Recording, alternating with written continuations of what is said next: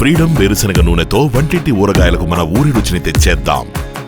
గత 2-3 రోజులుగా తెలంగాణ ప్రాంతంలో అక్కడక్కడ భూకంపాలు వస్తాయని ఒక సంస్థ వెల్లడించిన ఒక సర్వే స్థానిక ప్రజలను భయభ్రాంతులకు గురిచేస్తుంది. అయితే నిజంగా తెలంగాణ ప్రాంతంలోని హైదరాబాద్ కావచ్చు, రామగుండం కావచ్చు, వరంగల్ కావచ్చు, నల్లగొండ కావచ్చు, ఇలా ఈ ప్రాంతాలను బట్టి భూకంపం వస్తుంది ఫలానా టైం కానీ ఏమైనా ఎక్స్పెక్ట్ చేయగలుగుతామా అసలు? అంటే అలాంటి సంస్థలు లేదంటే ఎపిక్ సంస్థ ఇప్పుడు ఏదైతే ట్రెండింగ్లో ఉందో, అంటే ప్రజలంతా భయభ్రాంతులకు గురవుతున్న పరిస్థితి ఉంది.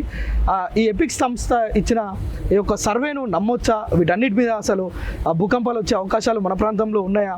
వీటన్నిటిపైన మాట్లాడేందుకు సిఎంఆర్ ఇన్స్టిట్యూట్ ఆఫ్ టెక్నాలజీకి సంబంధించిన assistant professor doctor Praveen Reddy గారు ఉన్నారు. కొంచెం మాట్లాడదాం. అంటే ఈ భూకంపాలు ఎందుకు సంభవిస్తాయి, వీరు దీనిపైన రీసెర్చ్ చేస్తూ ఉంటారు. సార్ నమస్తే అండి. నమస్తే. మనం 4-5 రోజులుగా చూస్తున్నాం, సోషల్ మీడియాలో హల్చల్ అవుతుంది. రామగుండం కావచ్చు, వరంగల్ కావచ్చు, హైదరాబాద్, ఈ 3 ప్రాంతాలను భూకంపం వణికించేస్తుంది, లేదంటే ఇక్కడున్న ప్రజలు ముఖ్యంగా ప్యానిక్ అవుతున్న పరిస్థితి. నిజానికి ఈ సంస్థ ఇచ్చిన ఈ సర్వే దీన్ని నమ్మొచ్చంటారా? అసలు ఇది వాస్తవమేనా? అలా సర్వే చేయవచ్చా? ముందుగా చూసుకున్నట్లయితే ఈ సంస్థ మనకి ఏదైతే ఉందో epic earthquake research and analysis అనే సంస్థ, ఇది ప్రైవేట్ సంస్థ. మన దగ్గర ఆల్రెడీ సెంట్రల్ గవర్నమెంట్ కింద 2 సంస్థలు ఉన్నాయి. ఒకటి NGRI, national geophysical research institute, next national centre for seismology. ఈ 2 సంస్థలు కూడా సెంట్రల్ గవర్నమెంట్ ఆధ్వర్యంలో పనిచేస్తున్నవి.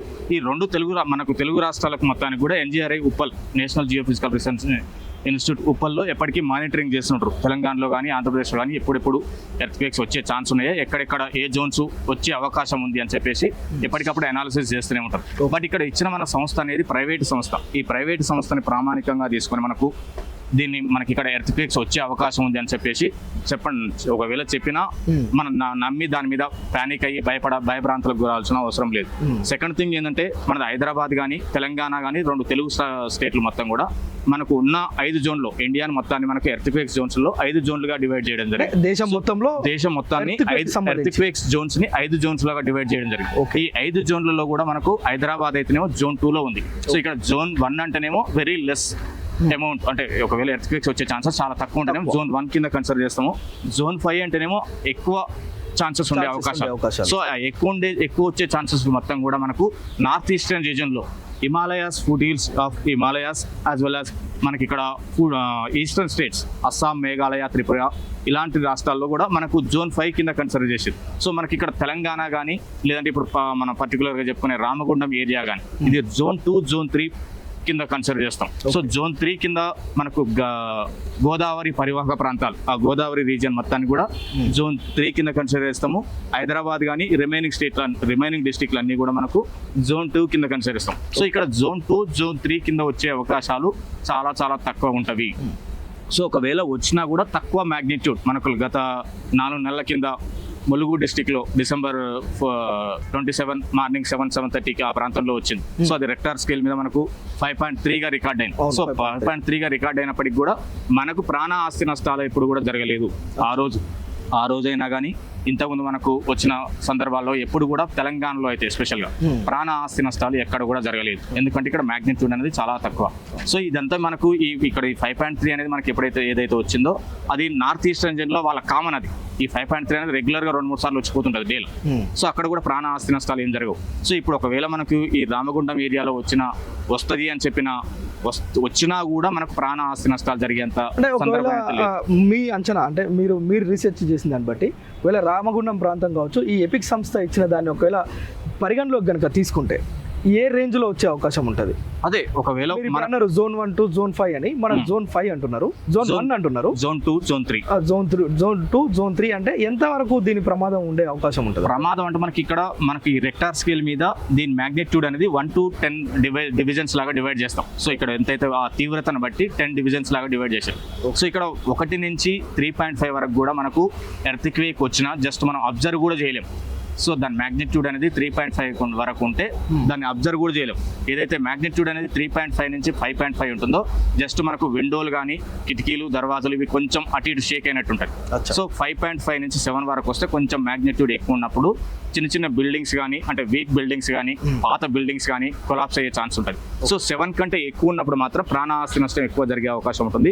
మనం నిన్న లాస్ట్ గత 15 రోజుల కింద ఇది మయన్మార్ బ్యాంకాంగ్ లో కూడా మార్చి 28 రోజు 7.3 మ్యాగ్నిట్యూడ్ వచ్చింది. ప్రెసెంట్ సిచ్యువేషన్ కూడా మయన్మార్ లో అక్కడ ఆ దేశాల్లో వాటిని చూసి ప్రజలు ఇక్కడ అంటే ఆ రేంజ్ లో ఇక్కడ వస్తుందేమో అనే ఒక భయభ్రాంతులకు గురయ్యే అవకాశం ఉంది కదా, అందుకోసం అని.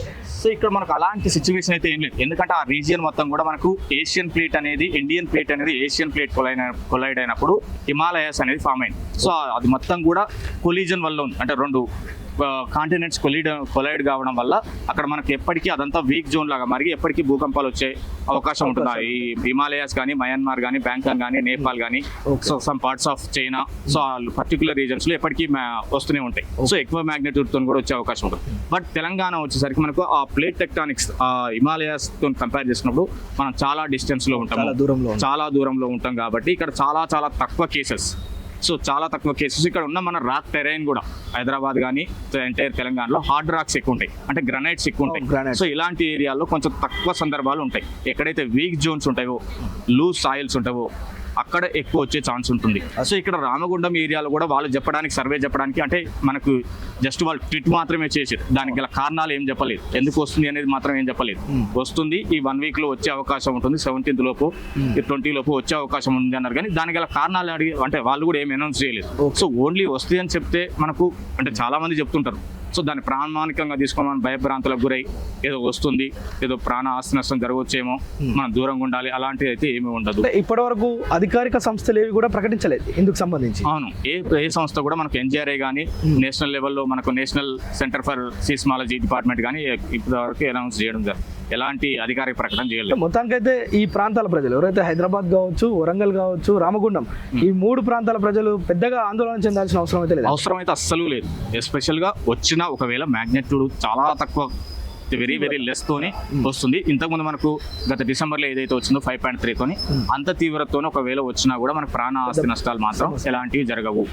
సో అది ఇంకొకటి ఏంటంటే ఇక్కడ మనకు 5.3, 5.5 వరకు కూడా పెద్దగా ఆ ప్రాణ ఆస్తి నష్టాలు జరగవు. ఒకవేళ ఆ సందర్భంలో అంటే ఆ పర్టికులర్ రీజన్లో రావడానికి గల కారణాలు నా అనాలిసిస్ ప్రకారం ఏంటంటే అక్కడ మైనింగ్ యాక్టివిటీస్ మనకు కోల్ బెల్ట్ ఎక్కువ ఉంది, గోదావరి పరివాహక ప్రాంతాల్లో కోల్ బెల్ట్ ఎక్కువ ఉంది, మైనింగ్ ఎక్కువ జరుగుతుంది, ఓపెన్ కాస్ట్ కానీ అండర్ గ్రౌండ్ మైనింగ్ కానీ. నెక్స్ట్ రీసెంట్ గా మనకు లాస్ట్ గత 10-15 సంవత్సరాల నుంచి water extraction, ground water extraction అనేది ఎక్కువ చేస్తున్నాం, నెంబర్ ఆఫ్ బోర్వెల్స్ అనేవి ఇంక్రీజ్ అవుతున్నాయి. వీటి వల్ల మనకు కొంచెం వెరీ లెస్ మ్యాగ్నిట్యూడ్ తోనే వచ్చే అవకాశం ఉంటుంది. ఒకటి mining activities, over exploitation of water, number of borewells usage. So ఈ 3 రీజన్ల వల్ల కూడా తెలంగాణలో మనకు వచ్చే అవకాశం కొంచెం అది 5 కానీ 5.5 లోపు వచ్చే అవకాశం ఉంటుంది. బట్ దానివల్ల ప్రాణ ఆస్తి నష్టాలు మాత్రం మనకి ఏం జరగవు. అంటే మొన్న మయన్మార్ లాంటి సిచ్యువేషన్ మన తెలంగాణలో కానీ ఆంధ్రప్రదేశ్లో కానీ అలాంటి అసంభవం. రైట్, ఓన్లీ మనకు foot hills of the Himalayas కానీ ఇటు పోతే రాన్ ఆఫ్ కచ్ గుజరాత్ లో ఈ పర్టికులర్ రీజన్ లో 7 కంటే ఎక్కువ తీవ్రత వచ్చే అవకాశం ఉంటుంది. సో లేదంటే ఈస్టర్న్ స్టేట్స్ అస్సాం, మేఘాలయ, త్రిపుర ఆ పర్టికులర్ రీజన్స్ లో వచ్చే అవకాశం ఉంటుంది. కానీ తెలంగాణకు మాత్రం ఫ్యూచర్ లో కూడా వచ్చే అవకాశాలు చాలా చాలా తక్కువ. Okay right. అంటే ఒక 2-3 డేస్ నుంచి సోషల్ మీడియాలో మనం చూస్తున్నాం ఈ యొక్క ఎపిక్ సంస్థ ఏదైతే ట్వీట్ చేసిందో, ఎక్స్లో పోస్ట్ చేసిందో, రామగుండం కావచ్చు, వరంగల్ కావచ్చు, హైదరాబాద్ ప్రాంతంలో యొక్క భూకంపాల తీవ్రత ఉంది, భూకంపాలు వస్తాయి, ఇక్కడ ప్రజలు జాగ్రత్తగా ఉండాలని ఏదైతే చెప్పిందో దాన్ని ఎంతవరకు అంటే నమ్మాల్సిన అవసరం లేదు. ఎందుకంటే గవర్నమెంట్ సంస్థలు ఏదైతే ప్రభుత్వ రంగ సంస్థలు ఉన్నాయి వీటిని అంచనా వేయడానికి అవి ఎలాంటి అధికారికంగా ప్రకటన చేయలేదు. ఏదో ఎపిక్ సంస్థ అదేదో ఎక్స్లో పోస్ట్ చేసినంత మాత్రాన ఇక్కడ ఏదో పెద్దగా భూకంపం వచ్చేదో మయన్మార్ లాంటి నష్టం ఇక్కడ జరుగుతుందనే అలాంటి ఆలోచన అయితే ప్రజలందరూ తీసేయాలని చెప్తున్నారు. మరోవైపు ఈ ప్రాంతాల్లో భూకంపాలు వచ్చినా 5.3, 5.4 తీవ్రత మాత్రమే ఉంటాయి రెక్టర్ స్కేల్ పైన. అది కేవలం ఒక పెద్ద గాలిలాగా వచ్చి చిన్న కుదుపులాగా జరుగుద్దే తప్ప అంత పెద్ద స్థాయిలో తీవ్ర ప్రమాదం ఏమీ ఉండదని మాత్రం ప్రవీణ్ గారు చెప్తున్న పరిస్థితి అయితే ఉంది. సుమన్ టీవీలో మీ పర్సనల్ అండ్ బిజినెస్ ప్రమోషన్స్ కోసం కింది నెంబర్కి కాంటాక్ట్ చేయండి.